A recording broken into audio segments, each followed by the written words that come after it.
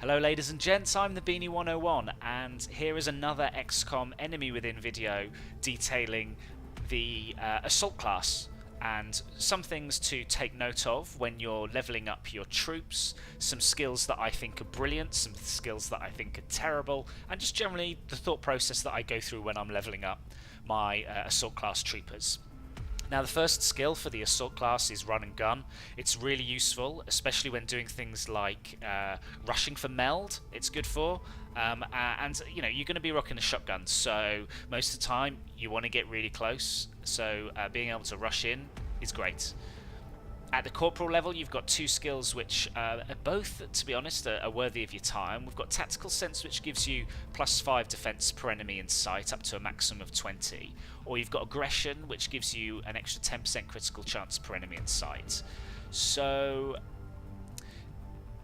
+30 critical chance is great, and you can stack it with some of the later skills to give you pretty much guaranteed 100% critical chance. Now, my argument for and against this is that if you're up really close and you flanked a guy with Run and Gun, for example, you're gonna get a really high critical chance anyway. So I kind of like the extra survivability of Tactical Sense, giving you that extra defense. It usually means that they're going to shoot at someone else rather than you.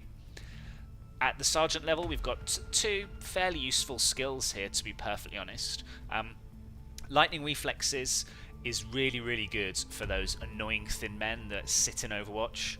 This will make sure that you can run past the line of sight, it's going to trigger their Overwatch, and it's a guaranteed miss. So you ain't going to get hit, which is great if you want to take the thin man out with your Assault alone, or if you then want to use it to reposition some of your other troops to better deal with whatever the enemy is throwing at you. So it's a really good skill, and it saves you bacon on many occasions. Up close and personal is also quite good. It means that if you're really close, your first action is not going to cost an action. It's free. It means you've got extra shots, basically. Which, certainly on the higher difficulties, if you're good at paying attention to Overwatches, then to be perfectly honest, up close and personal is probably a better skill for you on Classic and Impossible, where every extra shot that you can take with your squad mates is absolutely golden. So I like both of these skills. I usually have at least one guy with Lightning Reflexes so that I can trigger any Overwatches, but up close and personal is really good. On the Lieutenant class, I'm not going to labour on Flush too much. It causes someone to run out of cover. It does reduce damage, but it's easy to hit. I've never really liked this skill. Maybe it's because the other skill in the Lieutenant class is so much better. Rapid Fire is a frigging monster skill. Take 2 shots against a single target in quick succession. Now, hear me out with this. It says it carries a -15 penalty to aim. Fine. Your Assaults generally aren't going to get huge aim, so you might want to stick a scope on your Assault anyway. But you're going to be up close if you've got a sniper rifle, so you're not going to have too much of an aim penalty if you're really close to somebody. So the -15 aim doesn't really come into play if you want to blast someone in the face with a shotgun. So when you really need to take out one of those enemies that is causing you some bother, running in, using rapid fire to get 2 shots off, especially if you've got up close and personal as well, you can get 3 shots off. You can get your first shot off, and then you can take rapid fire as your second shot and take 3 shots on one enemy, all in one turn, at close range, with a high critical chance. That is absolutely golden. So up close and personal and rapid fire are really good. But rapid fire in general, just take rapid fire at Lieutenant and don't even think twice about it. At Captain, you've got Close Combat Specialist, which gives you a reaction shots against any enemy which comes close to you. Doesn't require Overwatch. Now, you think this is going to be a really useful skill. Wow, I get a free shot in if anyone comes really close to me. The AI, I think, is generally programmed to know that you have this skill, and for whatever reason, they don't get close to you, so it doesn't actually trigger anywhere near as much as you think. Bring 'em On is also useful. It gives you 1 extra damage on critical hits for each enemy the squad can see. Again, a lot of these skills are based on how many players, how many enemies your squad can see. So, yeah, as you can see on this particular soldier on G Rockefeller, I have actually taken a close combat specialist rather than bring them on.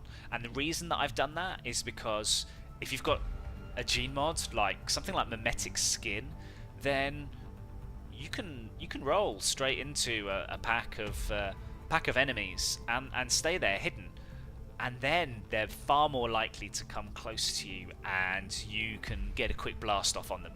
And if it's close range with a shotgun, the high likelihood is you're gonna cause some serious damage. And if you combine that with the fact that you've got tactical sense and you can still have pretty high defense when you're up close, I just like that sort of combination of close combat specialist with mimetic skin and the extra defense. Extra conditioning is another really good skill.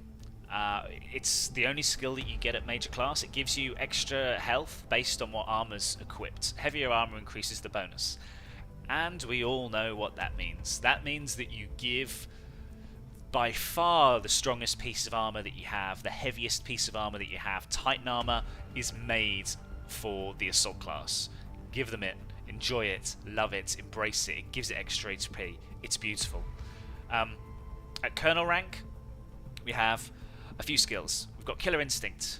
Activating Run and Gun now also grants 50% critical damage for the rest of the turn.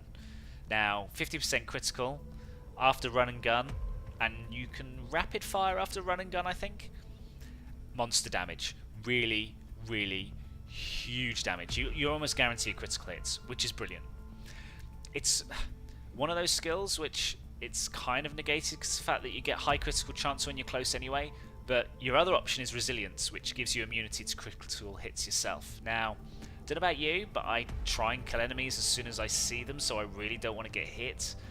So I kind of like the extra damage output that you get from Killer Instinct rather than immunity to critical hits. But there you go. That's my guide to the assault class and some things that you should take into consideration when you are leveling up your troops and leveling up your assault class.